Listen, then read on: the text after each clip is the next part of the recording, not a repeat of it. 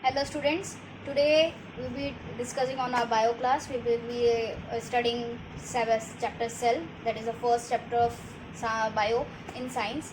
We will discussing about the whole lot chapter, what the chapter says, what is cell, what are its function, what is the basic thing we should know about cell. We will be discussing today in our class. So today's the topic is cell. The first topic for the biology class for it's cell. We have always learned about that cell is a structural unit of our body. Cell is the smallest minute or the smallest compartment of our body, which helps us to perform various type of functions. Now in this chapter we will be discussing how cell was discovered, how it was studied, what were the things they discovered during the study of the cell. So आप अच्छे से जानते होंगे कि cell एक तरह के नहीं होते. ये हमेशा याद रखना, कोई भी बॉडी हो जो यूनिसेलुलर हो, सिंगल सेल में सेल हमेशा एक ही तरह का होगा. कोई भी मल्टी सेलुलर ऑर्गेनिज्म होंगे उनमें अलग अलग तरह के सेल्स होंगे, जिसकी वजह से वो अलग अलग फंक्शंस परफॉर्म कर पाते हैं. और सेल ही हमारी बॉडी का structure, even though functional unit है. स्ट्रक्चर इसलिए है क्योंकि जितने भी स्ट्रक्चर्स या आप कहते हो जितने भी ऑर्गन्स सेल के ग्रुप से ही बनते हैं. एक कन्फाइंड नंबर ऑफ सेल्स होते हैं, कुछ स्पेशलाइज सेल्ड होते हैं, उनके कन्फर्म्ड शेप और साइज़ होते हैं, उनको मिला के वो पर्टिकुलर ऑर्गन बनाते हैं. जैसे कि किडनी के बारे में आपको पता है, किडनी नेफ्रॉन से बनी हुई होती है. नेफ्रॉन एक ऐसे तरह के सेल्स हैं जिनका शेप काफ़ी कॉम्प्लेक्स होता है, वो मिलके किडनी बनाते हैं. उसके अलावा जो हमारा हार्ट है, हार्ट कार्डियक सेल से बने हुए होते हैं, यानी ऐसे सेल्स जो रिदम के ऊपर वर्क करते हों. तो इसलिए हम सेल को स्ट्रक्चरल, फंक्शनल, क्योंकि हर एक फंक्शन, चाहे वो आपका डाइजेशन हो, चाहे वो रेस्पिरेशन हो, वो सारा फंक्शन सेल परफॉर्म करता है. इसलिए हम सेल को स्ट्रक्चरल और फंक्शनल यूनिट करते हैं. पहली बार जब सेल डिस्कवर हुआ था तो उसकी डिस्कवरी की थी रॉबर्ट हुक ने इन 1665. उन्होंने एक कॉर्क के ऊपर से एक छोटी सी स्लाइस ली थी, उसे सिंपल माइक्रोस्कोप के अंदर पड़ा था. उस दौरान इलेक्ट्रॉनिकल माइक्रोस्कोप डिस्कवर नहीं हुआ था, उसमें सिंपल माइक्रोस्कोप ही था, जिसे आप आमतौर पे मैग्नीफाइंग ग्लास भी कह सकते हैं हम. तो मतलब एक मैग्नीफाइंग ग्लास के तौर पे उसे देखा था. तो उसे जो स्ट्रक्चर दिखे थे वो कुछ इस तरह के थे. ये स्ट्रक्चर बिल्कुल आपको हनीकॉम की तरह दिखते होंगे, जो मधुमक्खी का जाला होता है, बिल्कुल वैसे के वैसे. तब उसने कहा था कि सेल ने खुद को कंपार्टमेंटाइज कर रखा है, खुद के ग्रुप को एक पूरा कंपार्टमेंट के तौर पे बनाया हुआ है. उसने ये भी देखा था कि अलग अलग सेल्स अपने आप को एक वॉल के पार्टीशन के थ्रू अलग कर रहे हैं. तो जो उसने हनीकॉम वाले स्ट्रक्चर्स देखे थे उनको उसने सेल कहा. ठीक है, तो इस तरह पहली बार सेल डिस्कवर किया गया. लेकिन इस ऑब्जर्वेशन को तब तक सही नहीं माना था, बिकॉज रॉबर्ट हुक के पास कोई प्रूफ नहीं था. लेकिन बाद में जब सेल की डिस्कवरी हुई, सेल के बारे में और चीज़ें पता होने लगी, जैसे जैसे compound microscope, electronic microscope discovered हुए, वैसे वैसे रॉबर्ट हुक की थ्योरी को कंफर्म किया गया था कि हाँ, वो सेल ही थे, वो सेल का ही स्ट्रक्चर था. Then is the cell. Cell को हम बिल्डिंग ब्लॉक्स भी कहते हैं, because it forms the structural unit of a body. ये एक तरह के नहीं होते. जैसे कि आप किसी भी एक बिल्डिंग में देखते हो, वो एक ही तरह के ब्रिक्स नहीं लगाते हैं, उसमें बहुत सारे एलिमेंट्स उनको चाहिए होते हैं. उसी तरह सेल भी एक तरह के नहीं होते, उनकी डिफरेंट डिज़ाइंस, डिफरेंट शेप होते हैं. जैसे जैसे ऑर्गेनिज्म कॉम्प्लेक्स होता जाएगा, वैसे वैसे सेल्स के स्ट्रक्चर भी कॉम्प्लेक्स होते जाएंगे. और लिविंग बॉडी में ही सेल पाए जाते हैं, नॉन लिविंग बॉडीज़ में सेल नहीं पाए जाते हैं. So now will be discussing about their shape and size. उनके कैसे शेप और साइज़ होते हैं. शेप और साइज़ बहुत सारे हैं सेल के लिए. कभी कॉमा स्ट्रक्चर होते हैं, कभी रॉड लाइक शेप्स होते हैं, कई बार ओवल शेप्ड होते हैं, कई बार स्लीपर जो आप पहनते हो पैरों के स्लीपर, कई बार वो शेप्ड होते हैं. So there are different types of shape for the cell. और उनका नंबर हमेशा ह्यूज होता है. जब ऑर्गेनिज्म बड़ा होगा तो सेल का नंबर बड़ा होगा, जब ऑर्गेनिज्म छोटा होता है तो सेल का नंबर छोटा होता है. जैसे कि अगर आप हाथी की बात करें, if you talk about an elephant, तो उनका नंबर, उनके अंदर जो सेल्स होंगे काफ़ी ज़्यादा होंगे, जब उनकी सेल्स की जो रेंजिंग है वो नॉर्मली बिलियंस टू ट्रिलियंस तक पहुंच जाती है. एक ह्यूमन बॉडी में भी लगभग ट्रिलियन सेल्स होते हैं, अलग अलग शेप और साइज़ के. उसके अलावा हम सेल के नंबर पे दो कैटेगरीज में ऑर्गेनिज्म को डिवाइड करते हैं, one is single cell and another is multi cell. अगर पूरी बॉडी एक ही सेल से बनी हो तो हम उसे सिंगल सेलुलर ऑर्गेनिज्म कहते हैं। अगर बॉडी मल्टी सेल से बनी हो, यानी दो से ज़्यादा या बिलियन सेल से बनी हुई हो, तो हम उसे मल्टी सेलुलर ऑर्गेनिज्म कहते हैं। यूनिसेलुलर ऑर्गेनिज्म में आपके लिए एग्जांपल होते हैं अमीबा और पैरामीशियम। आप जैसे कि देख सकते हो अमीबा का शेप काफ़ी इरेगुलर होता है, उसका कोई फिक्स शेप नहीं होता है, लेकिन जबकि पैरामीशियम का शेप एक स्लीपर की तरह होता है, पैरों के स्लीपर के हिसाब से। ये दोनों ही एक सिंगल सेल ऑर्गेनिज्म हैं, एक सिंगल सेल से ही बने हुए हैं। मल्टी सेलुलर ऑर्गेनिज्म में you can take any example, human, dog, lion, कोई भी आप एग्जांपल दे सकते हो। सिंगल सेल की एक और खासियत होती है कि सारा फंक्शन, चाहे वो डाइजेशन हो, चाहे वो रेस्पिरेशन हो, एक्सक्रिएशन हो, ये एक अकेला सेल ही परफॉर्म करेगा। लेकिन मल्टी सेलुलर ऑर्गेनिज्म में अलग अलग ऑर्गन्स बनाए जाते हैं, अलग अलग ऑर्गन्स होते हैं। जैसे हमारे अंदर डाइजेशन के लिए डाइजेस्टिव सिस्टम है, जिसमें mouth, oesophagus, stomach, large intestine, small intestine आते हैं। ऐसा कुछ एक सिंगल सेल ऑर्गेनिज्म में नहीं होता। So we have discuss the number, now we are going for the shape. के सेल के शेप पे हमने ऑर्गेनिज्म को किस तरह डिवाइड कर रखा है।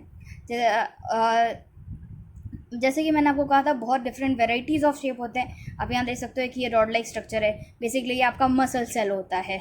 एक आपको ओवल टाइप स्ट्रक्चर दिख रहा है, ये आपके रेड ब्लड सेल्स हैं। एक कुछ और ही अलग स्ट्रक्चर दिख रहा है, ये आपके न्यूरॉन सेल्स हैं, जो आपका पूरा नर्वस सिस्टम बनाते हैं। So there are variety of shapes. Amoeba का आप शेप देख चुके हो, उनका कोई फिक्स स्ट्रक्चर नहीं होता है। उनको लोकोमोशन के लिए सूडोपोडिया बनते हैं, जो फॉल्स फीड होते हैं।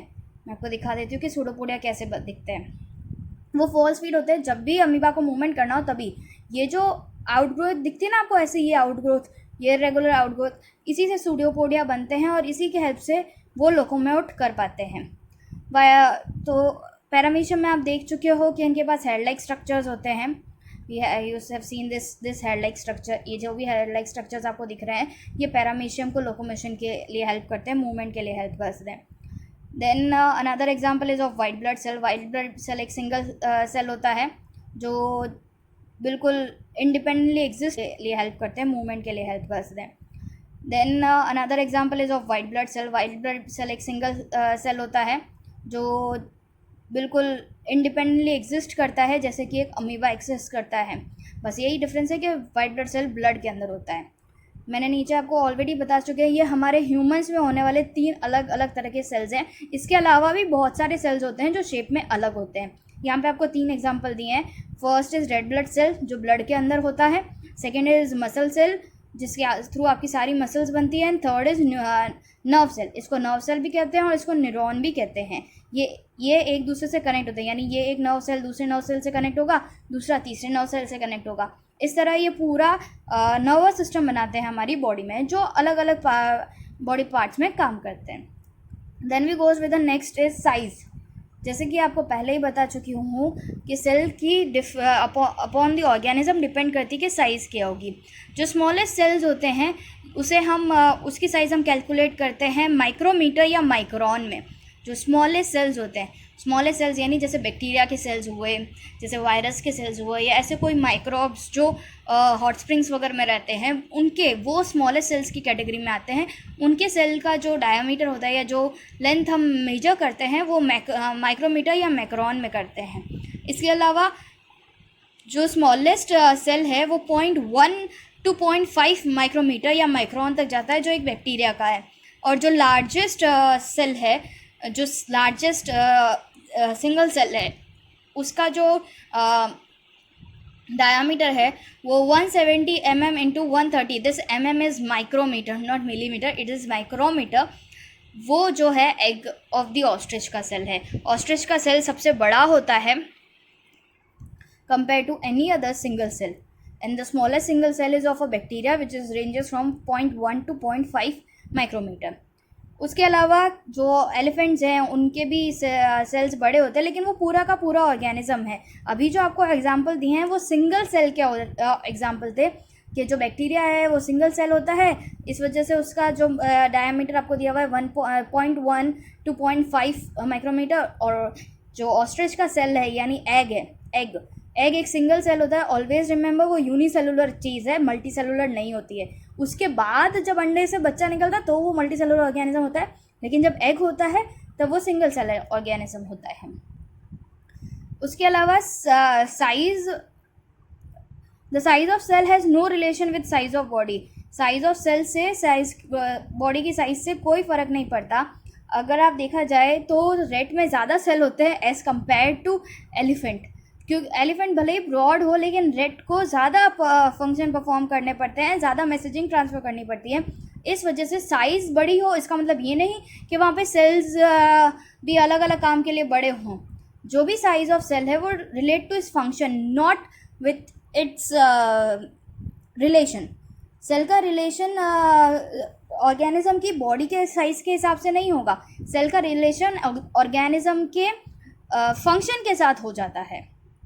Then we will discussing about cell structure and function.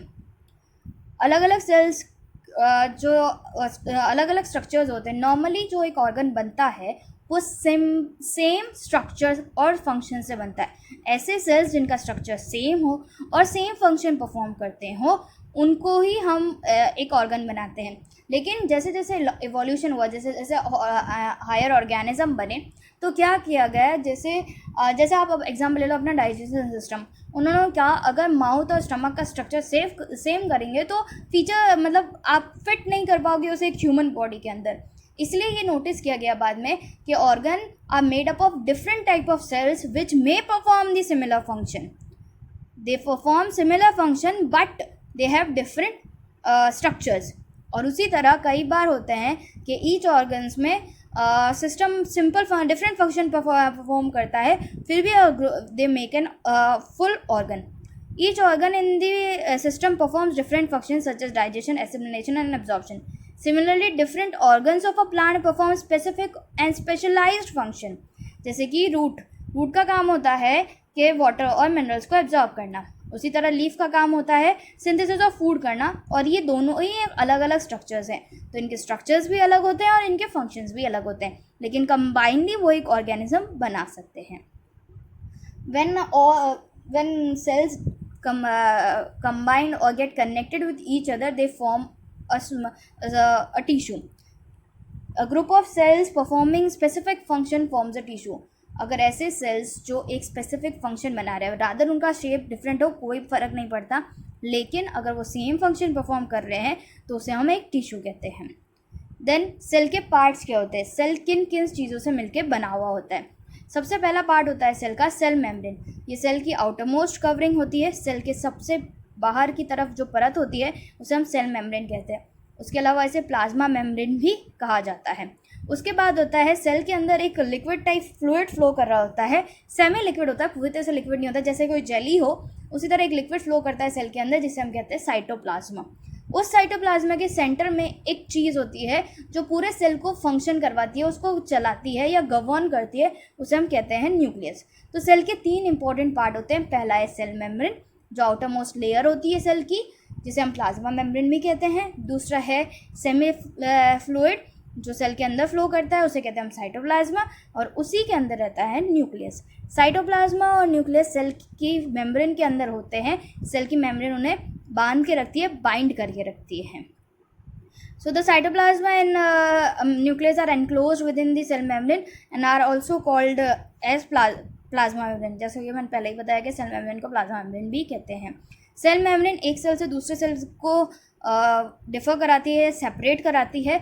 उसके अलावा वो सेल को सराउंडिंग मीडियम से भी डिफर कराती है, जैसे कि ब्लड एक लिक्विड है लेकिन उसके अंदर फ्लो कर रहे होते हैं आरबीसी और डब्ल्यूबीसी। तो साइटोप्लाज्मा जो आरबीसी के अंदर है वो ब्लड से दूर रहे, इसलिए भी सेल मेम्ब्रेन काम करती है। इसका मतलब यही होता है also the cell from the surrounding medium, यानी मीडियम भले ही ब्लड हो लेकिन आरबीसी का साइटोप्लाज्मा आरबीसी के अंदर ही रहेगा। प्लाज्मा मेम्ब्रेन पोरस होती है। पोरस का मतलब होता है कि उसमें दाने दाने होते हैं जिसकी वजह से मटेरियल अंदर और बाहर जा सकता है। अगर ये मेम्ब्रेन पोरस नहीं हो तो कभी भी किसी भी सब्सटेंस का इनवर्ड या आउटवर्ड मूवमेंट